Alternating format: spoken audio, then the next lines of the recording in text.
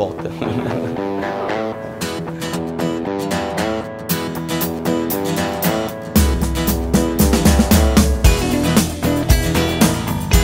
E daí, galera, bom dia, boa tarde, boa noite, de onde vocês estiverem, em casa, assistindo ao canal 8, esse programa que estamos fazendo para que vocês possam aprofundar seus estudos.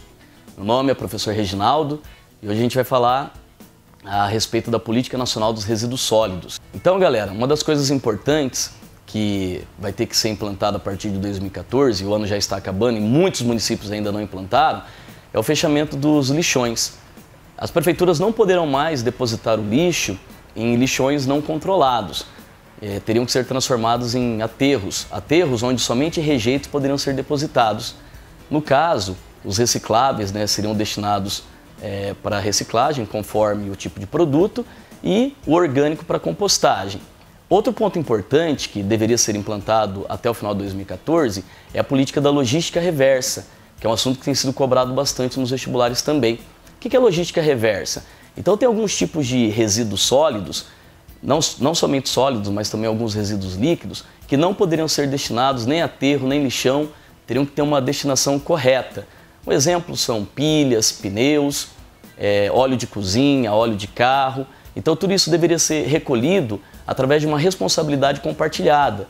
O consumidor tem a responsabilidade de destinar corretamente, o fabricante tem a responsabilidade de recolher esse resíduo e o comerciante, aquele que vendeu o produto, ele também tem a responsabilidade de possibilitar que o consumidor deposite corretamente esse produto, esse resíduo. Por exemplo, remédio.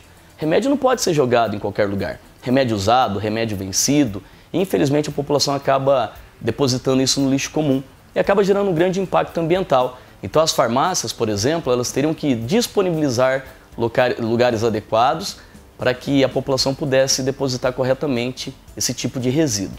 Quando a gente fala de lixo, vem à cabeça aquele lixo que sai da nossa casa, o lixo domiciliar. Só que o problema é muito mais complexo do que apenas o lixo que sai das nossas casas.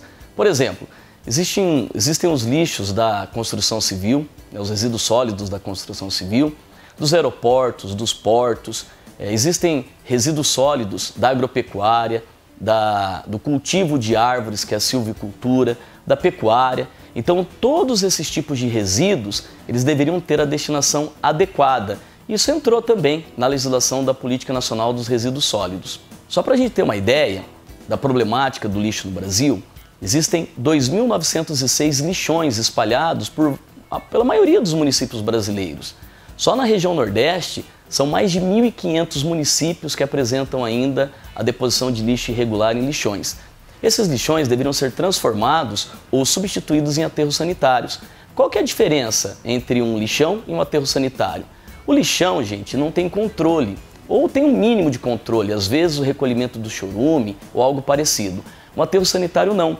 O solo ele é previamente impermeabilizado, a deposição de camadas de lixo, no caso rejeito principalmente, ocorre em paralelo à deposição de camadas de terra.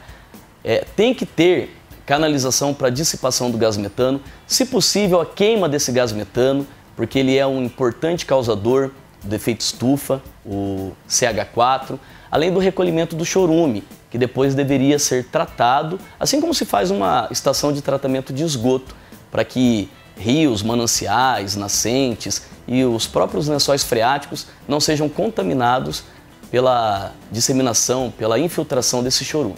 Só para a gente ter uma ideia, no Brasil, o recolhimento do lixo ele acaba atendendo a maior parte dos municípios brasileiros.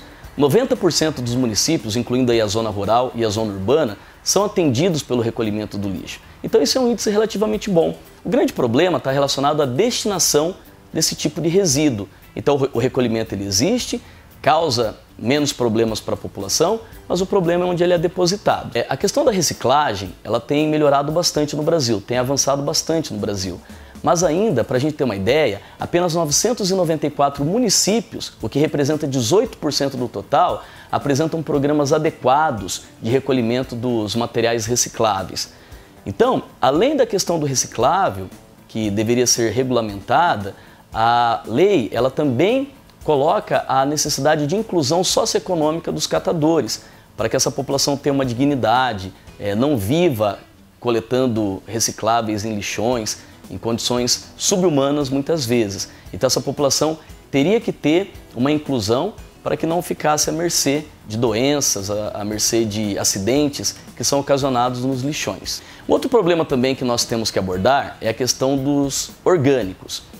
O correto, segundo a nova legislação, é que o material orgânico, aquele que sai das nossas residências ou mesmo de uma atividade agropastoril, deveria ser destinado para compostagem. Qual que é a vantagem de se fazer a compostagem? A partir do momento que o lixo orgânico é depositado num lugar adequado, além da geração do adubo na compostagem, temos também a possibilidade da emissão de gás metano, que, se recolhido de forma adequada, pode ser utilizado para energia. Por exemplo, a queima do gás metano pode aquecer uma granja de frango, uma granja de porco, ou mesmo para geração de eletricidade. Então, galera, concluindo a nossa aula de hoje a respeito da Política Nacional dos Resíduos Sólidos, você tem que lembrar para o seu vestibular ou mesmo para o Enem que essa política deveria ser implantada por todos os municípios no ano de 2014. Logística reversa, a substituição dos lixões por aterro, a inclusão socioeconômica dos catadores de recicláveis, etc. Enfim, lamentavelmente, muitos municípios ainda deixam a desejar com relação à destinação correta dos lixos. Bom, muito obrigado pela aula de hoje, espero que vocês tenham gostado. Inscrevam-se aqui no canal 8 e até uma próxima oportunidade. Grande abraço a todos.